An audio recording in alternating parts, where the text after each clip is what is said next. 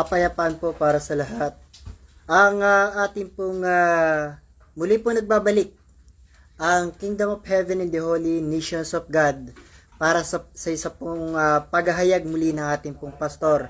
Dahil meron po tayong katanungan na nais po nating sagutin. Galing po ito kay Ronaldo Salavante. Isa po siya sa nagtatanong kay pastor. Ang kanya pong katanungan ay ito po. Pastor Leonides, magandang hapon po. Isa po ako nakikinig ng mga pinapangaral niyo po. Maraming salamat naman po. Ako po may katanungan. Sana po may paliwanag po ninyo ang tanong ko. Ito ang aking tanong dito po sa Book of Revelation, chapter 12, verse 1 up to 3. Yan po yung una niyang katanungan.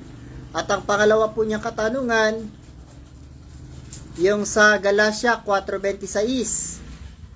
Ang una po niyang katanungan, sino po ba ang babae na tinutukoy ng banal na salita ng Diyos?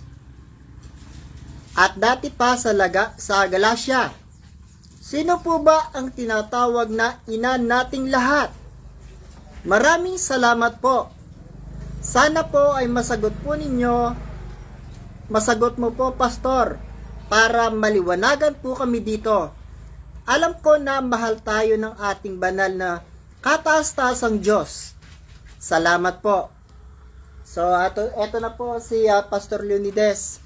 Kapatid na Ronaldo Salavante, sana sa ating pong pagsagot sa inyo pong katanungan ay mahawi yung mga agam-agam sa iyong kaisipan. Eto na po si Pastor Leonides.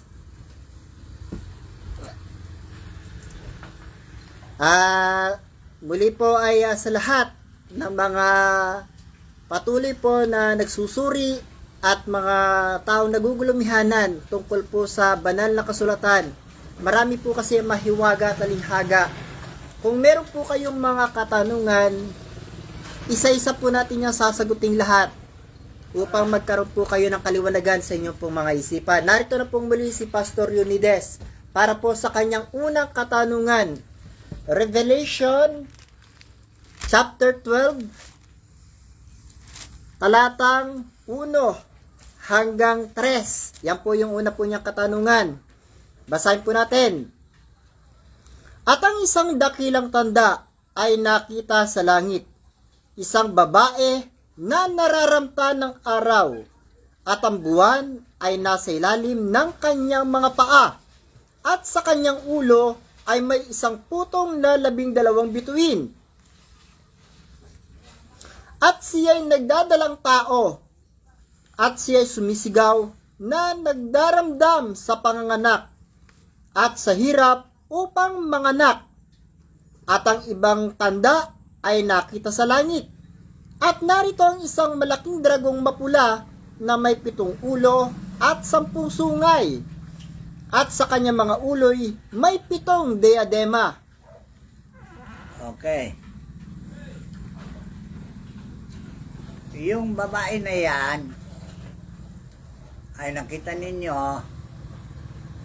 na siya yung pinakasalan ng Diyos na walang iba kundi si Jesucristo at umakyat sa langit at nung makita ang kanyang tanda ay nagkaroon siya ng liwanag, nagniningning ang kanyang buong katawan dahil yan ang tinatawag na talang maningning sa umaga. At ang ina na yan ay naghihirap sa panganganak. Bakit naghihirap sa panganganak? Dahil mahirap hubugin ng tao na maging kalarawan at kawangis ng Diyos. Kaya mahirap manganak. Yung pangangaral niya ng Ebanghelyo, mahirap isilang ang mga tao na maging katulad niya. Dahil yun ang sinabi niya, ang mga sumasampalataya sa akin ay gagawin din naman nila ang gawang aking ginawa. Kaya mahirap sumilang ang tao at hirap na hirap si Jesucristo sa panganganak.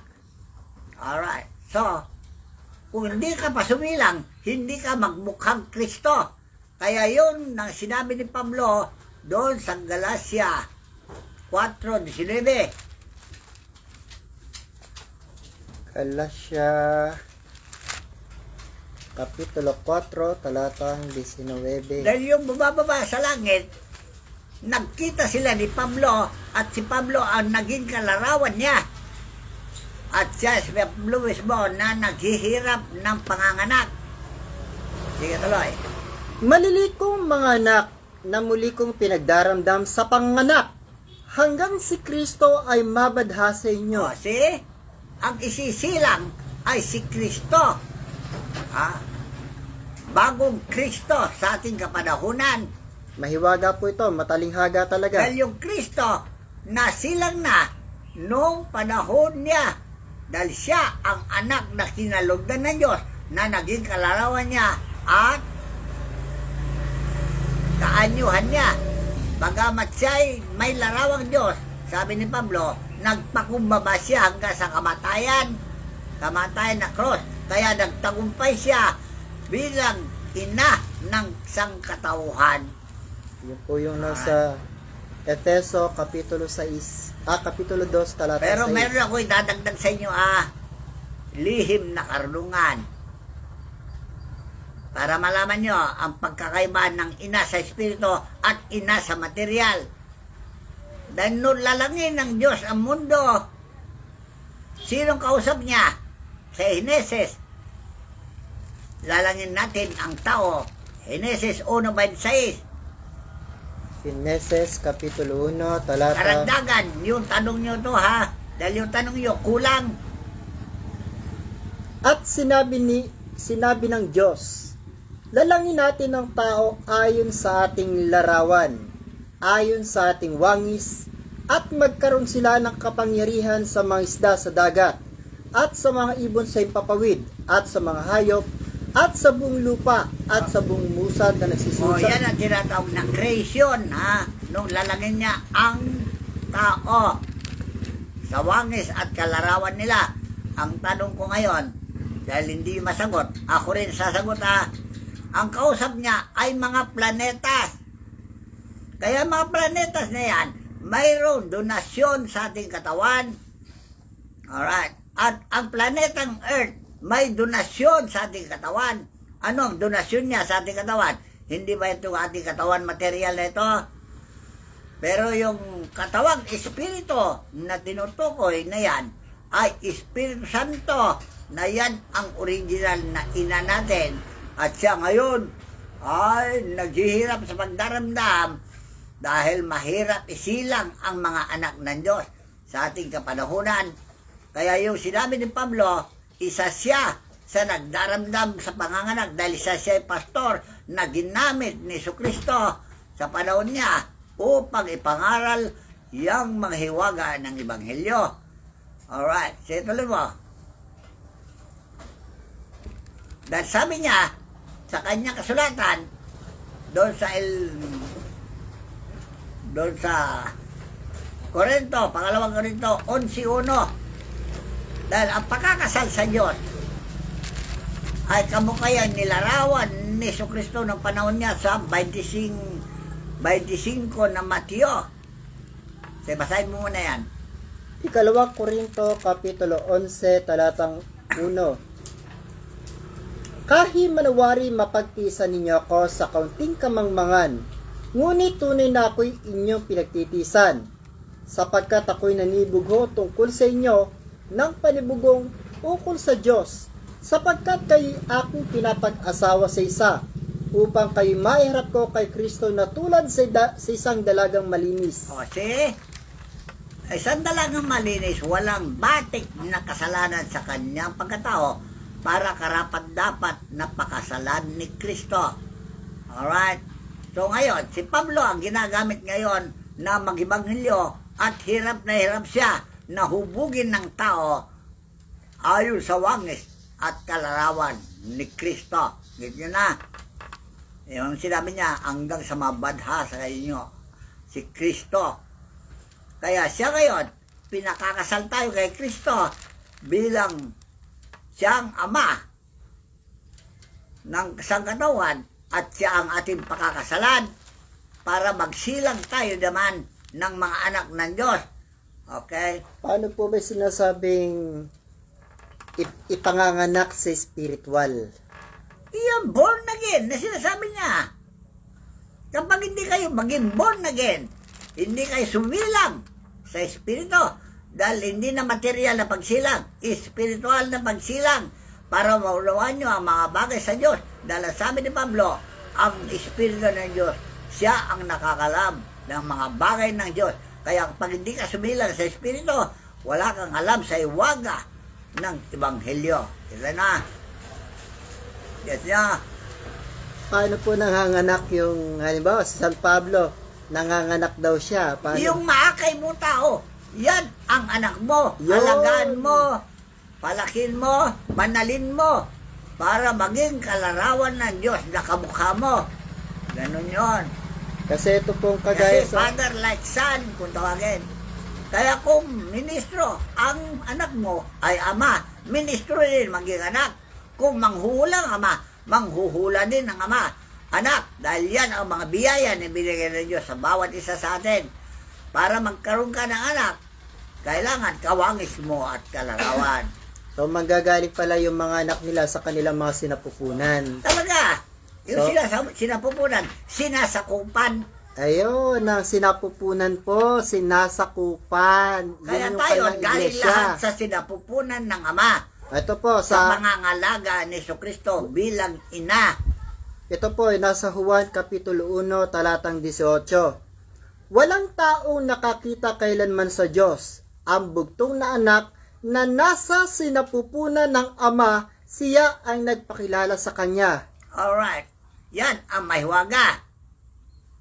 Paano nyo may pakilala ang Diyos kung di pa ninyo nakita ang Diyos? So, kung nakita na ninyo ang Diyos, alam na ninyo kung anong ginagawa ng Diyos. Kaya nung nakita ni Jesus ang Diyos, siya nagpakilala sa Diyos. Walang iba. Kaya nung ipakilala niya ang Diyos, ito ang kanyang sinabi. San Juan 14 Gs hanggang 11. San Juan Kapitulo 14, talatang 10. Hindi ka baga nananampalataya na ako'y nasa Ama, at ang Ama ay nasa akin. Ang mga salitang aking sinasabi sa inyo, hindi ko sinasalita sa aking sarili, kundi ang Ama na tumataan sa akin ay gumagawa ng kanyang magawa. Alright. So, ang Diyos ay lumikha kay Jesucristo at ang ginagawa ni Jesucristo ay yun ang ginagawa ng Ama. Tinularan niya ang Ama. Agad niya. Yung pagtulad ng Ama na yan, na ginaya niya dahil sa lumang tipan, sino ang nangangaral sa Ebanghelyo? Di ba Ama? Sino bang gagamot sa lumang tipan? Di ba Ama? O sa bagong tipan, sino nga nangangaral? Di ba anak? At sino nang gagamot? Hindi ba yung anak? So, ang anak na yan na si Jesus, siya ang larawan ng Diyos na hindi nakikita at siya ang unang pinakasalan ng Diyos at palaanak siya hanggang ngayon. So, ibig sabihin pala, yung mga lalaki sa Biblia, sila pala yung mga nanganganak. Talaga. So, yung sa Galatia Kapitulo 4, talatang 26 po, yung pangalawa niyang tanong, sino po ba ang tinatawag na ina natin lahat? Alright. Kung unang paliwanag ko, ang ina natin lahat ay si Jesus. Pero original, sinabi ko sa inyo, inang lupa ang ina natin lahat. Dahil siya ang may-ari ng ating katawan na sinabi ng Diyos na bigyan mo akong alamok. Ha? Ano yung binigyan niyang alamok? Di ba sinabi buhangin o alamok sa lupa? At inihipan niya alamok at naging tao. Mahiwaga ito ha. Nagkaroon ng espiritu. So, tayo ngayon ay taong ang tawag sa Biblia, kaluluwang buhay. Yun ang paliwanag ni Pablo. Kakaiba yung wagis ng kaluluwang buhay at kaluluwang espiritu o tawag espiritu. Magkaiba. Nandun sa Korinto, Kapitulo 15, 40. Unang Korinto.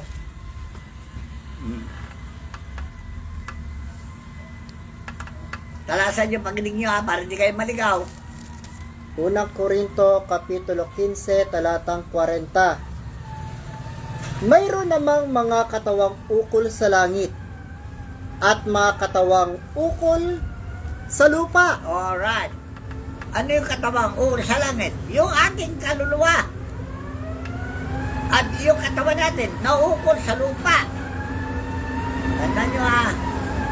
At ang paliwanag ni Haring Solomon nandun sa Ecclesiastes Kapitulo 7. 13:7 o 12:7.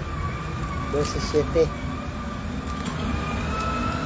At ang alabok ay mauwi sa lupa, gaya ng una, at ang diwa ay mababalik sa Diyos na nagbigay sa kanya. O, see? Kita na, dalawang katawan. Yung katawan, espiritu, siya yung ating kaluluwa. Yung katawang material, siya yung ating katawan physical na ito, na taglay natin. At ano sabi ni Haring Solomon? Tuloy-tuloy mo. Walang kabuluhan ng mga walang Sandali. Ang espiritu, ang lupa ay mababalik sa lupa. At ang espiritu babalik sa Diyos na nagbigay sa kanya. Ano ba yan? 7. Sa 7. Nga po yung binasa ko kanina. At ang alabok ay mauwi sa lupa, gaya ng una, at ang diwa ay mababalik sa Diyos na nagbigay sa kanya. So, dalawang klaseng katawan. Ngayon, itong katawan, spiritual na ito, magmaterial ito, kung sundin natin yung sinabi ni Jesucristo sa San Juan Kapitulo 10, 1 o 3:1.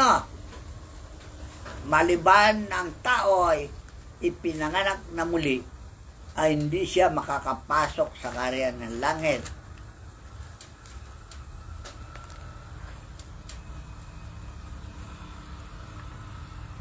Juan Kapitulo 3, talatang 6. Ang ipinanganak ng Hindi laman, ganon. Maliban na ang tao ay sinilang na muli, ay hindi siya makakapasok sa kaharian ng langit. Yung una, hindi siya makakakita ng kaharian ng langit. Dalawang klase yan. ay sa 3 po ito. Sumagot si Jesus at sa kanya sinabi, katotohanan sinasabi ko sa iyo, maliban na ang tao'y panganak na muli, ay hindi siya makakakita ng kaharian ng Diyos. Alright. Sino itong kaharian na dapat niya makita? Siya ay si Jesus. Tandaan nyo kaya si Nicodemo ang kausap niya rito dahil kinakitaan siya ni Nicodemo na kakaibang gawa. Diba? Ano nakita ni Nicodemo na kakaibang gawa ni Jesus? Sa 3:1 ng Juan. Sige. May isang lalaki nga sa mga Fariseo na nagngangalang Nicodemo, isang pinuno ng mga Hudyo. Ito rin ay naparoon sa kanya ng gabi at sa kanya nagsabi, Rabbi, nalalaman naming ikaw ay isang guro na nagbuhat sa Diyos. Ngunit sapagkat walang makagagawa ng mga tanda na iyong ginagawa, maliban akong sumasa kanya ang Diyos. So, doon ngayon ang pagbabago, yung pagkakilala sa isang tao. Yung gawa ng Diyos, pag ginagawa mo, ikaw na yung taong asawa ng Diyos. Dahil ang Diyos ay nasa iyo. Alright. Yun ang pinakilala ni San Juan 14G. Yun ang nakilala ni Nicodemo, yung kanyang gawa, yung paggagamot niya at pangangaral niya ng Ebanghelyo. Naglarawan sa kanya ang Diyos. Tandaan nyo kaya ang Ama o Ina natin lahat, walang iba kundi si Jesucristo. At ngayon, Espiritu na siya. Pero nung buhay siya, nakilala siya sa pamagitan ng gawa. Nung nanggaling na siya sa langit at bumababa na mula sa lupa, siya na ang ating ina at ipinanganak tayo sa Espiritu. Dahil nakita natin yung hiwaga ng kanyang ebanghelyo. Ito ang hiwaga ng kanyang ebanghelyo. Binabasa ko na sa inyo. Pangalawa, maliban sa tres. Sumagot si Jesus at sa kanya sinabi, katotohanan ang sinasabi ko sa iyo, maliban na ang tao ay panganak ng muli, ay hindi siya makakakita ng kaharian ng Diyos. Yung pangalawa, Sinabi sa kanya ni Nicodemo, paano may papanganak ang tao kung siya'y matanda na? Makapapasok baga siyang bilang ikalawa sa tiyan ng kanyang ina at ipanganak? kasi material ang pag-iisip ni Nicodemo. Pwede ba ang tao ay papasok sa tiyan ng kanyang ina pangalawa? Hindi yun ang kahulugan na sinasabi ni Jesus. Ituloy mo. Ang ipinanganak ng laman ay laman nga, at ang ipinanganak ng espiritu ay espiritu nga. O, see? Pag ipinanganak ka ng nanay mo, laman ka. Pero pag ipinanganak ka sa espiritu, espiritu ka na. Hindi ka ng taong pangkaraniwan. Isa ka ng espiritu. Ang tawag sa inyo ngayon ay espiritu ng katotohanan. O, gets nyo na. Kaya yung espiritu ng katotohanan na yan, na ipinanganak ng kanyang ina, na siyang si Jesus, bilang espiritu na, dahil yung espiritu na yan, na bumababa mula sa langit, walang iba kundi si Jesus din. At tayo na ngayon, ang kanyang mga anak na inalalayan at tinalulugdan upang sumilang muli tayo sa espiritu. Ngayon, kung sumilang na tayo sa espiritu, espiritu na tayo at ang ina natin ay espiritu na. Siya si Jesus. Okay? Paano po yung inang birhen? Hindi po ba siya yung ina ng sangkatauhan? Ina ng panampalataya lang yan. Yun. Ina sa pananampalataya. Siya ang ina ni Jesus. Ang inang birhen ngayon, ina natin, ina ng pananampalataya at ina ng saklolo. Kahit na anong daing mo, sakluluhan ka niya. Dahil isa siyang espiritu. Tandaan nyo Iba pala yung iba ng ina ng pananampalataya at ina ng saklolo at iba sa ina ng sangkatauhan. Talaga. Nang ina ng sangkatauhan ay ang Panginoong Jesucristo.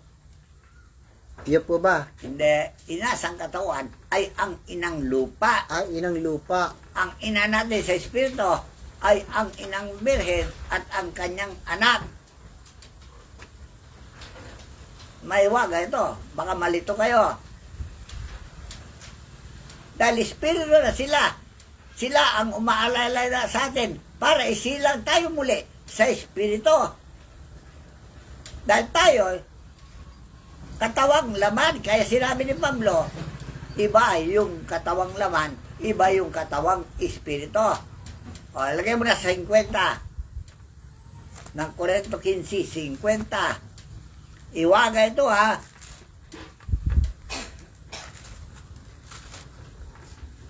Unang Korinto 15:50. Sinasabi ko nga ito, mga kapatid, ng laman at ang dugo ay hindi makapagmamana ng kaharian ng Diyos. Ibig sabihin, pag materyoso ang tao at mayroong kang taglay ng katawang laman, hindi ka sisilang sa espiritu. Agad nyo, kailangan magbago ka. Ang pagbabago mo, mabuhay ka ng gaya ng espiritu.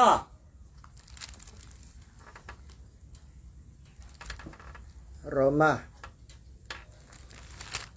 Hindi. Ituloy mo yun. Korinto 15. Saan na po tayo?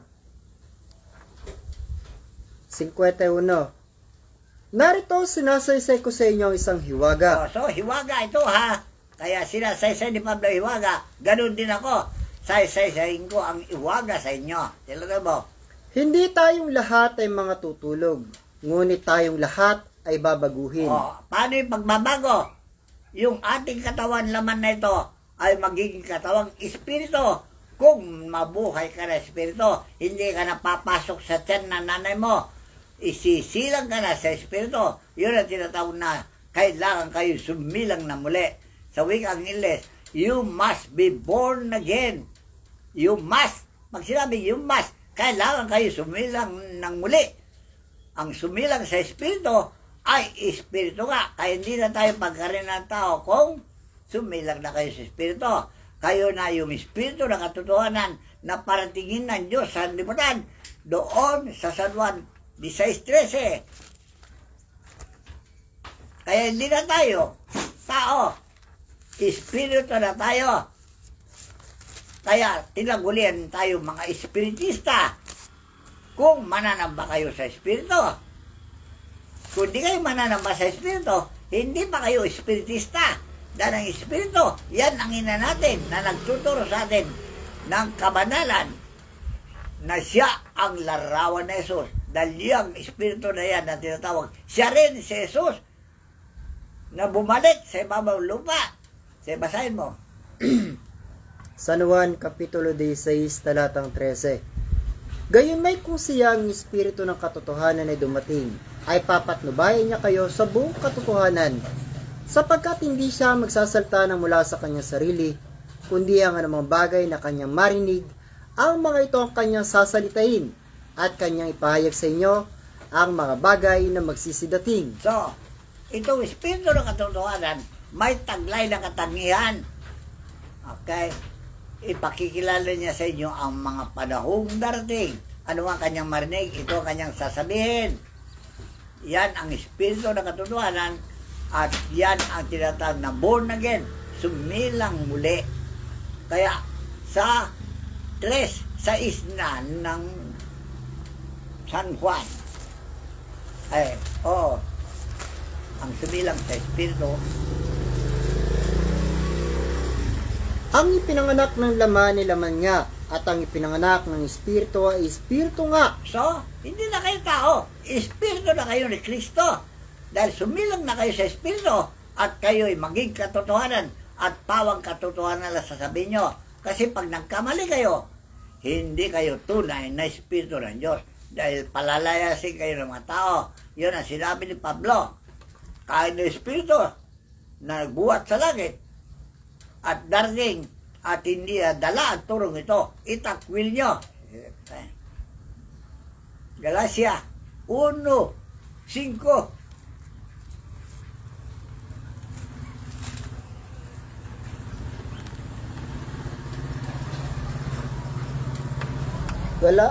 Galacia Kapitulo 1, talatang 8. Datapwat kahimat kami ay isang anghel na mula sa langit ang mangaral sa inyo ng anumang ebanghelyo na iba sa aming pinangangaral sa inyo ay matakwil. O, kita na. Yan ang sinabi niya. Ngayon, basahin naman natin yung paturo ni Juan. 1 Juan 4:1. Mga minamahal, huwag kayong magsipaniwala sa bawat espiritu. O, ibig sabihin, huwag kayong magsipaniwala sa bawat tao. Dahil ang tao na sumilang sa espiritu ay espiritu na. Kaya yan ay tao rin, pero espiritu na siya. Ang pagkakilala niyo sa kanya, espiritu na siya. At sumilang na siya sa espiritu. At kung darating siya rito, at hindi niya dala yung turo na yan, itakwil nyo. Situlo. Kundi inyo subukin ang mga espiritu kung sila'y sa Diyos, sapagkat maraming nagsilitaw ng mga bulang propeta sa sangkatauhan. O, see? Sanlimutan. Situlo mo. Dito'y nakikilala ninyo ang espiritu ng Diyos. O, see? Espiritu ng Diyos, ha? Situlo mo. Ang bawat espiritu nagpapahayag na sa Jesucristo ay naparitong nasa laman ay sa Diyos.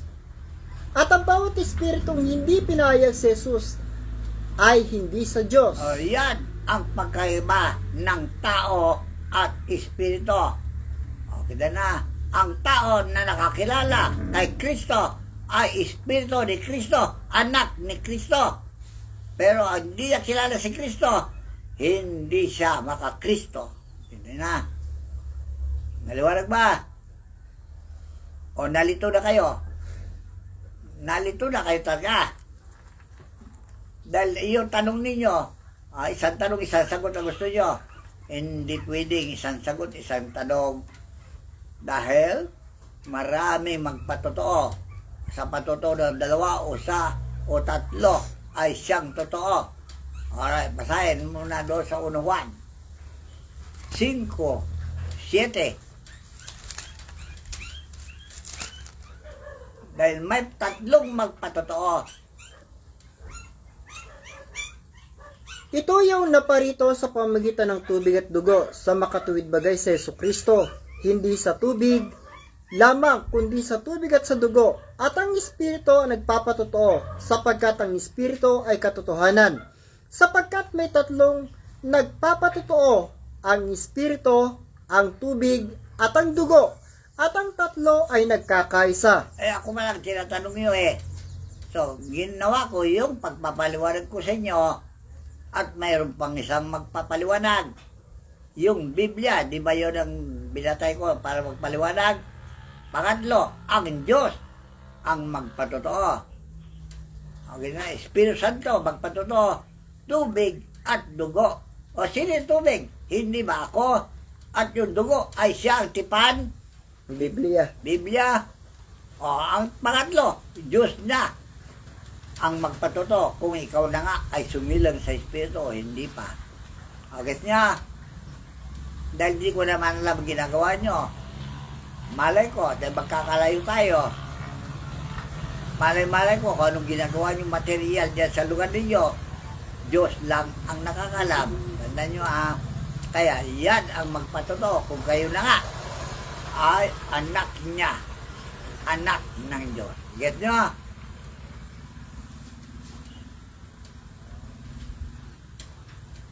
At anak ng Panginoon nating Jesucristo. Alright? Dahil si Jesucristo, asawa ng Diyos, at tayo ang kanilang mga anak. Get nyo? Yung nakita nyo sa Apokalipsis na dragon, si Satanas yun, at tinutokso ang mga anak ng Diyos upang hindi sila sumilang. Kaya mapalad yung tao na hindi matukso. Yung pong yung... At ang ibang tanda ay nakita sa langit, at narito ang isang malaking dragong mapula na may 7 ulo at 10 sungay. Sino po ba yun? 7 ulo? Alright. Yung group of Yun 7. ang group of 7. At 10 sungay. Group of 10. Group of 10. Sila Sinasabi- na, yung kasangkapan ni Satanas na sila ang naglilikha ng mga tinatawag na mga drug, mga scientifico na nagpapabago sa tao. Gawin nilang robot, gawin nilang inutil, dahil ayaw nila na sumikat ang mga anak ng Diyos. Okay nyo? Pag sumikat na ang mga anak ng Diyos at maghari na sila sa libutan, wala na silang kapanapanalo. Tandaan nyo. Dahil iwawalat ng Diyos ang karunungan ng mga marurong at isasawala niya ang kabaitan ng mga mabait. Kunyari mabait pero pumapatay ng tao. Sila yung group of 7 at group of 10. Okay siya. Maiwaga ang Biblia at mahirap intindihin kung mapurol kayo sa pakikinig. Okay siya. So, ang sumilang sa Espiritu ay Espiritu nga. At ang ahangin ay umihip. Kung saan niya gustong pumunta, doon pupunta ang mga anak niya. Halimbawa, tulak ang hangin ng isang daong. Kung saan dadalhin yung daong, doon sila pupunta. Gets nyo? Dahil itutulak sila ng hangin. Ano yung hangin? Espiritu. Ang Diyos mismo. Dadalhin niya tayo doon sa hindi natin gusto. Alright. Saan ang gusto niya? Pumunta tayo sa langit dahil tayo lahat ay anak niya. Alright. Kaya ihip ang hangin, ibig sabihin, ang katuruan. Siya ang magtutulak sa atin para dalhin tayo kay Kristo. Yan ang Biblia. Ang kautosan, siya ang tagapagturo natin upang hihatid tayo kay Kristo. Yan ang hangin na dadalhin ka kay Kristo. Juan 3:8. Sige. Humihihip ang hangin kung saan niya ibig, at naririnig mo ang kanyang ugong. Ngunit hindi mo nalalaman kung saan ang gagaling at kung saan naparoroon. Gayon ang bawat ipinanganak ng Espiritu. So, kung saan ka dalhin ng Espiritu, umaroon ka para ikaw ay masunurin. Pag hindi ka sumunod, suwail ka talaga. At hindi ka pwedeng maging anak ng Diyos. Dahil ang mga sumilang sa Espiritu, anak ng Diyos lang yan. At kung saan naroon ng Diyos, doon tayo lahat. Yun na sinabi ni Hari Solomon, ang diwa ay magbabalik sa Diyos na lumalang sa Kanya, at ang katawang lupa babalik sa lupa. Okay na. Yan lahat ng sinilang sa Espiritu. Pero pag hindi ka sumilang sa Espiritu, yung kaluluwa mo maligaw. Hindi mo malaman ang pintuan ng langit dahil parurusan ka ng Diyos ng parusang di kawasa hanggang sa mamatay ka. At pag namatay ka na, maligaw ka na dahil hindi mo nakita ang pintuan ng langit. Ano yung pintuan ng langit? Yan ang kanyang kaharian, at doon titipunin ng kanyang mga anak. Agad sila, mahiwagang Biblia. Kaya yung tanong nyo, maliligaw kayo kung hindi ko paliwanag sa inyo. Ang ina natin, walang iba kundi si Jesucristo na asawa ng Diyos. Tandaan nyo Ngayon naman, pakasal din naman tayo sa ating ina. Para maging palanag din tayo, kagaya niya. Okay, tayo lahat ay magiging babae sa kanyang paningin, at siya naman ang lalaki bilang larawan ng Diyos. Dahil nung panahon niya, ang Diyos ang lalaki at siya ang babae. Kaya kung basahin niyo sa Biblia, walang lalaking nanganganak. Ito po, Jeremias 3:14. Sige. Kayo'y manumbalik o tumatalikod na mga anak, sabi ng Panginoon, sapagkat ako'y asawa ninyo. See, ayun ang original na asawa natin. At yun din ang naglalarawan na ina natin. Ngayon, kung sabihin ko sa inyo ang hiwaga, baka hindi mapaniwalaan. Kay Propeta Isaias din po, ganun din sinabi. Isaiah 54, talatang 5. Sige, basahin. Sapagkat ang may lalang sa iyo ay iyong asawa. Okay. Ang Panginoon ng mga hukbo ang kanyang pangalan. Sino yung Panginoon ng mga hukbo? Hindi ba si Jesus? Hindi po ba yun yung ama? Doon original, ang ama. Ay, naglarawan na nga kay Jesus eh. Kasi si Jesus ngayon, ang magiging asawa natin. Upang tayo naman ay paalaanak at manganak ng manganak. Mahirap ang manganak ang isang taong banal. So, ibig sabihin po pala, yung babae at lalaki, magiging palaanakin Talaga. sa spiritual. Spiritual yun. Kung sinong inakay mo, alagaan mo, Yan banalin mo. Yan po yung magiging anak mo sa sinapupunan mo. Aalagaan mo, padidide, pasususuhin, ibig sabihin na aralan, tuturuan, gagabayan. Alright, kaya binanggit yan ni Pedro na kayo'y pinainom ko ng gatas, hindi laman kate, dahil nagpapasuso si Pedro bilang lalaki. Anong pinapasuso niya? Mga aral na kabanalan. Yan ang pinapasuso niya sa kanyang mga anak. Ganon din ang Diyos. Aral ng kabanalan ang pinasuso sa atin sa pamagitan ni Jesucristo. Napakahiwaga po nito. Maiwaga nga eh. Kaya nga, yung tanong nila, kung sagutin ko, di pa rin nila maintindihan. Agad niya. Kasi po ang alam ko, kung hindi ka pa isinilang sa Espiritu, Wala ka mo naman. mahihirapan kang alamin yung mga bagay ng naukol sa Espiritu. Talaga. Kaya yan, kailangan tayo sumilang na muli para sa ganun maunawaan natin ang mga bagay ng Diyos. Eh, paano po ba isisilang na muli sa Espiritu?